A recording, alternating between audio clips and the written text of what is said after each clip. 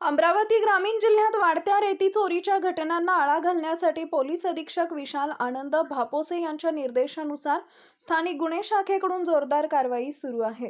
त्याच अनुषंगाने पोलीस निरीक्षक किरण वानखडे यांच्या मार्गदर्शनाखाली मोर्शी उपविभाग येथील पोलीस उपनिरीक्षक सागर हटवार यांच्या पथकाने दिनांक 30 जानेवारी 2026 रोजी वरुड पोलीस स्टेशन हद्दीतील ग्राम गणेशपूर इथं पेट्रोलिंग दरम्यान गुप्त माहितीच्या आधारे कारवाई केली।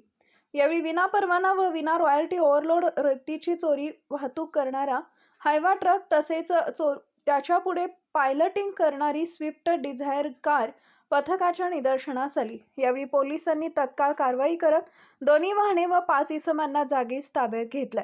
तपासादरम्यान शासनाचा महसूल बुडविण्याच्या उद्देशाने अवैध रेती वाहतूक होत असल्याचे निष्पन्न झाल्याने एकूण 42,70,000 रुपयांचा मुद्देमाल जप्त करण्यात आला आहे।